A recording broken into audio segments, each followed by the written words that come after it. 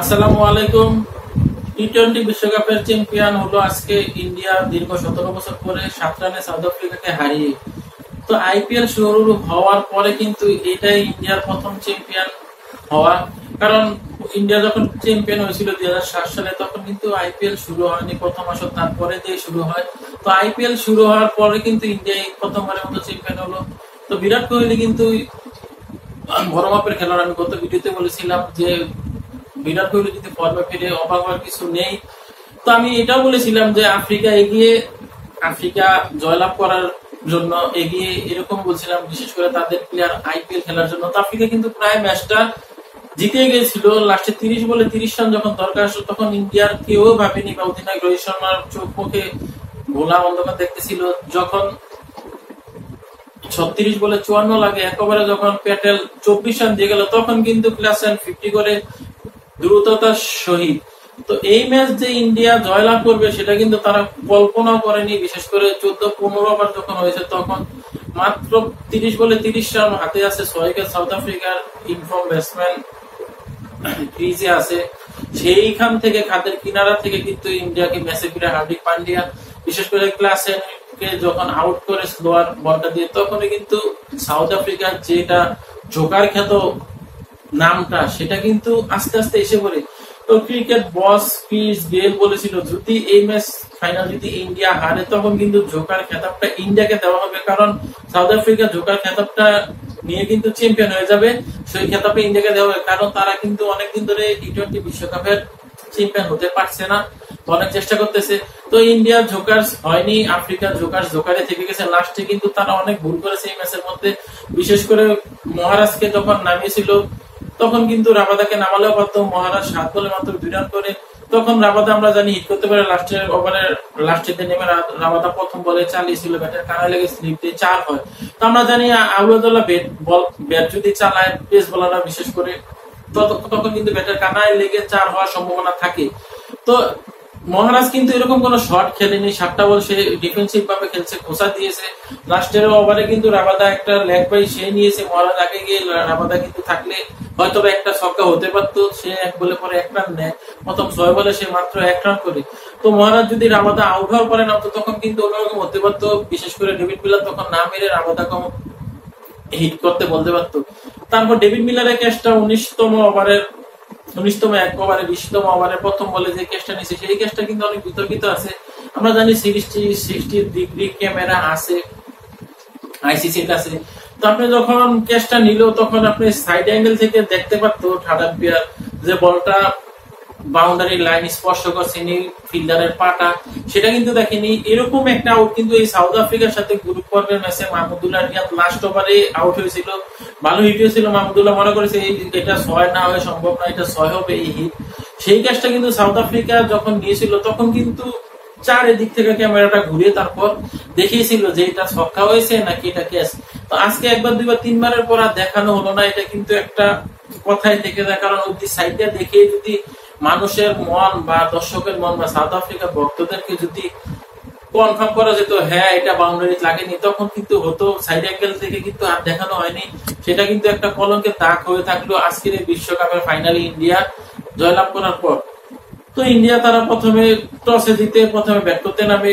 রোহিত শর্মা সেমিফাইনালে কিন্তু টস হেরে ব্যাটিং পায়। তো তাদের যে ধারাবাহিকতা, প্রথম উইকেট পড়ার পরে কিন্তু তারা একটা ভালো স্কোর করে 20 ওভারে 7 উইকেটে 176।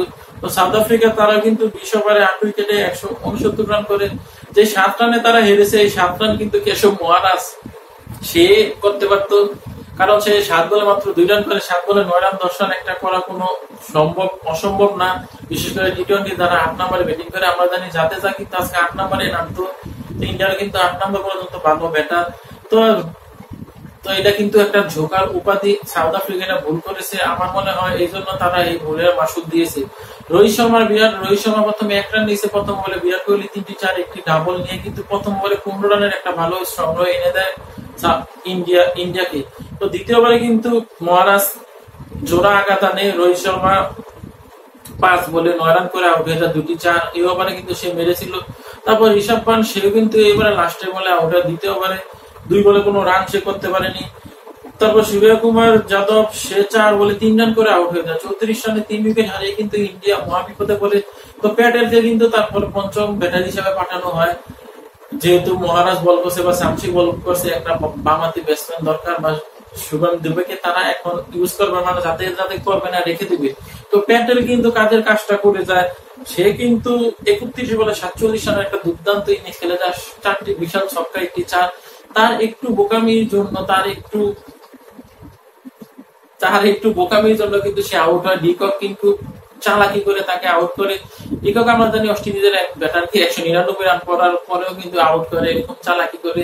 তো ডিককের দক্ষতায় কিন্তু প্যাটেল আউট হয়, রান আউট নন স্টেকে শেষ ছিল। তো এই উইকেট পড়ার পরে কিন্তু সাউথ আফ্রিকা মনে করেছিল ম্যাচের মধ্যে তারা ভালোভাবে ফিরছে।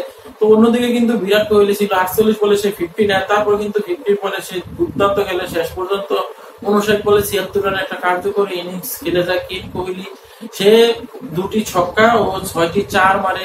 বিশেষ করে লাস্টের 3 ওভারে সে যেভাবে হিট করছিল, 20 ওভার খেলতে পারলে হয়তো সেঞ্চুরি করতে পারতো।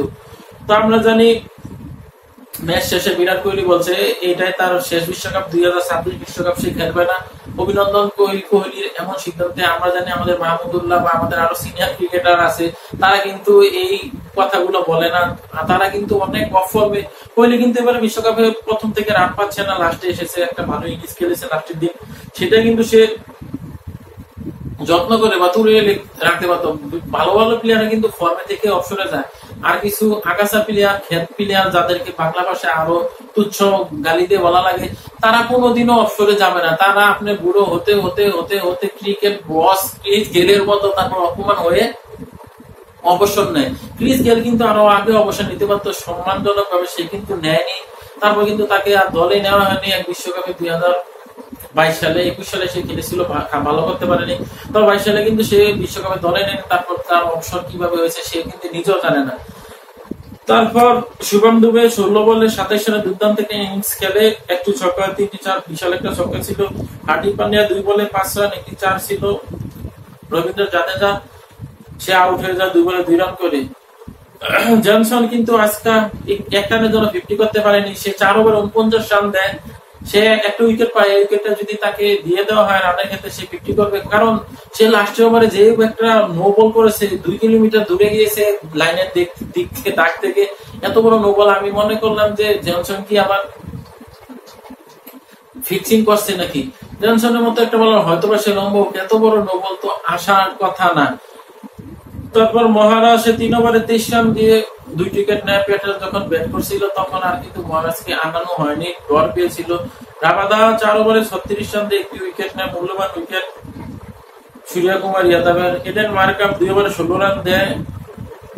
আর্নিং ডটটি আসে 4 ওভারে 26 রান দিয়ে 2 উইকেট পায়। সে কিন্তু ইকোনমিক্যাল ছিল, হাওড়া ফিল্ডার বোলারদের মধ্যে অনেক কম রান দিয়েছে। তো শামসি আমি বলেছিলাম তাকে কিন্তু ইন্ডিয়ার ব্যাটাররা লেগ স্পিনার ভালো খেলতে পারে, তারা অন্য একটা পেসার খেলাতে পারতো বা কোয়েস্টিকে খেলাতে পারতো। ওয়ানডে বিশ্বকাপে সে কিন্তু দারুণ ছিল, সর্বোচ্চ উইকেট টেকারের শিকারে সে উপরে ছিল। তো এই সাউথ আফ্রিকা সবগুলো ম্যাচ জয়লাভ করার কারণে কি তারা এত চেঞ্জ করেনি, একটা দুইটা বেশি চেঞ্জ করেনি, তারা কিন্তু চেঞ্জ করলেও পারতো। তো রিজা হেন্ড্রিক্স সে কিন্তু আউট হয়ে যায় সাউথ আফ্রিকার প্রথমে। একটা আউটসুইং বল যদি আপনি একটা ওপেনার হিসাবে না বুঝেন, জাসপ্রীত বুমরা, আমরা জানি জাসপ্রীত বুমরা বেশিরভাগই ইনসুইং করে, তো সে ধরে নিয়েছিল যে না ইনসুইঙ্গার, সে বলটা ইনসুইং হিসেবে বলটা প্লেস করছে। তো বলটা ছিল আউটসুইং, সে বলটা বের হয়ে গেছে, স্টাম্পের মাথায় লেগে সে বোল আউট হয়ে যায়। এবং আমি ক্যাশার কিন্তু সাউথ আফ্রিকা দিয়েছে। রিজা হেন্ড্রিক্স যদি 20-30 রান করতে পারতো ম্যাচটা কিন্তু আরো সহজ হতো। তো দ্বিতীয় উইকেটে কিন্তু সাউথ আফ্রিকা এডেন মার্কাম সেও কিন্তু বেশিক্ষণ থাকতে পারেনি, সে আউট হয়ে যায় 5 বলে 4 রান করে। তো ডিকক স্টাউস সারা কিন্তু ম্যাচের মধ্যে ফিরে, বিশেষ করে তাদের এই জুটি নৈপুণ্যের কারণে কিন্তু সাউথ আফ্রিকা ম্যাচে ফিরে 70 রানে তাদের তৃতীয় উইকেট পরে। স্টাউস 21 বলে 31 রানে একটা দুর্দান্ত ইনিংস খেলে, 1টি ছক্কা ও 3টি 4। সে কিন্তু একটা ফুল টস বল স্টাম্প ছিল, সুইপ করতে গিয়েছিল, সে যদি জায়গায় দাঁড়িয়ে এটা মিড উইকেট উপর দিয়ে চালাতো আমার মনে হয় ছক্কা 4 হতো। তো টি-20-র মধ্যে একটু রিস্ক নেওয়া লাগে, সে সেটাই নিয়েছে। সে বলের লাইন মিস করে বোল্ড আউট হয়ে যায়। তারপরে কিন্তু ক্লাসের নেমে কিন্তু ঝড় তোলে, একাই কিন্তু ম্যাচটাকে কাবু বানিয়ে নিয়ে আসে ইন্ডিয়ার হাত থেকে। তখন কিন্তু দ্রুততম 50 করে 24 বলের মতো খেলে ক্লাসের। তখন ক্লাসেন যদি আর দুই একটা ওভার থাকতো তখন কিন্তু ইন্ডিয়া ম্যাচেও থাকতো না।